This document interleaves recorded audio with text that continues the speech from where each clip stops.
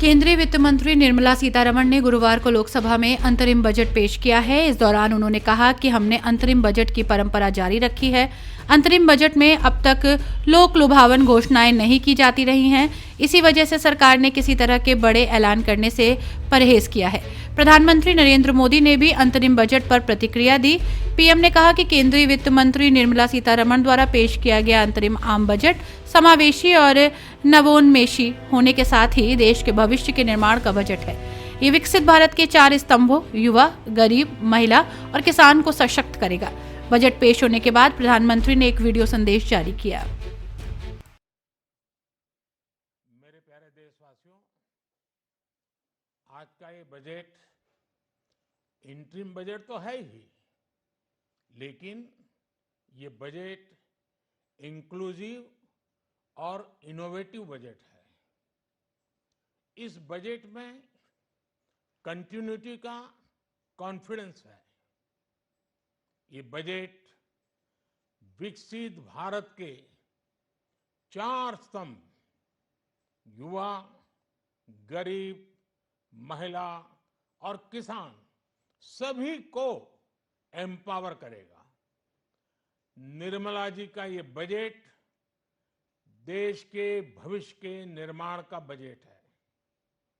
इस बजट में 2047 के विकसित भारत की नींव को मजबूत करने की गारंटी है।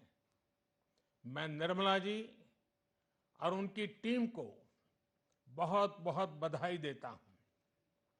साथियों, इस बजट में युवा भारत की युवा आकांक्षाओं का, भारत की यंग एस्पिरेशंस का प्रतिबिंब है। बजट में 2 महत्वपूर्ण निर्णय लिए गए हैं। रिसर्च और इनोवेशन पर 1 लाख करोड़ रुपए का फंड बनाने की घोषणा की गई है।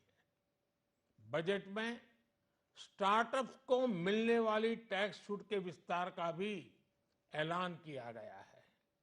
साथियों, इस बजट में फिस्कल डेफिसिट को नियंत्रण में रखते हुए कैपिटल एक्सपेंडिचर को 11,11,111 करोड़ रुपए की ऐतिहासिक ऊंचाई दी गई है। अर्थशास्त्रियों की भाषा में कहें तो एक प्रकार से स्वीट स्पॉट है। इससे भारत में 21वीं सदी के आधुनिक इंफ्रास्ट्रक्चर के निर्माण के साथ ही युवाओं के लिए अनगिनत रोजगार के नए अवसर तैयार होंगे।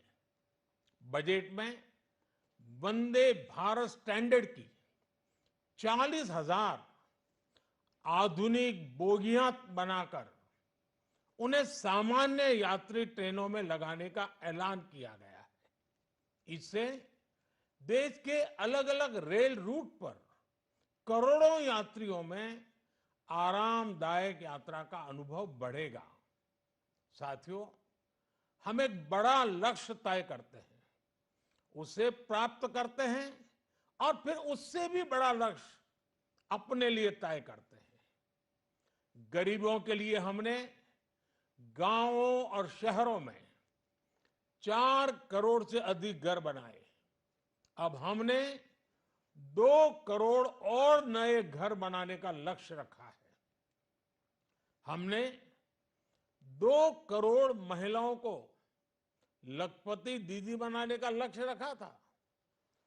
अब इस लक्ष्य को बढ़ाकर 3 करोड़ लखपति दीदी बनाने का कर दिया गया है।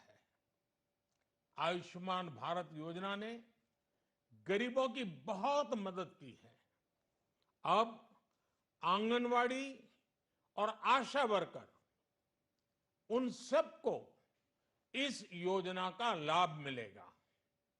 साथियों, इस बजट में गरीब और मध्यम वर्ग को एम्पावर करने, उनके लिए आय के नए अवसर बनाने पर भी बहुत जोर दिया गया है।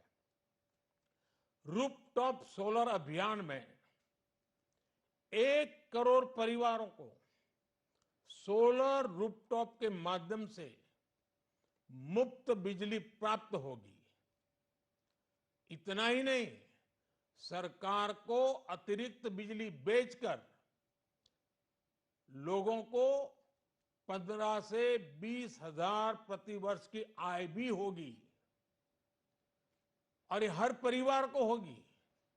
साथियों, आज जिस इनकम टैक्स रेमिशन स्कीम की घोषणा की गई है, उससे मध्यम वर्ग के करीब 1 करोड़ लोगों को बड़ी राहत मिलेगी।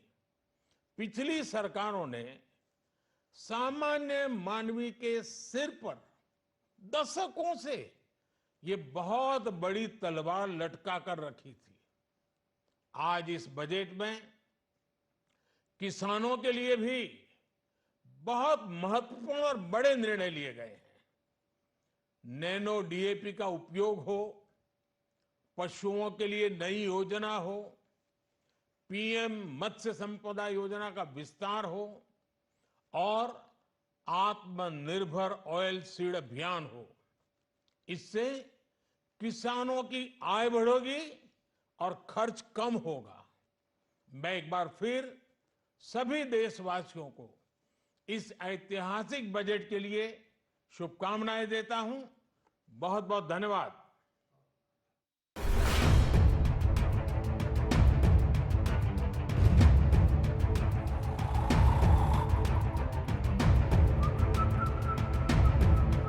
हर बड़ी खबर का असली एड्रेस है खबरनामा, इसलिए हर न्यूज अपडेट के लिए सब्सक्राइब करें और फॉलो करें खबरनामा और इस वीडियो के लाइक बटन को प्रेस कर इस वीडियो पर कमेंट के जरिए अपनी राय देना ना भूलें।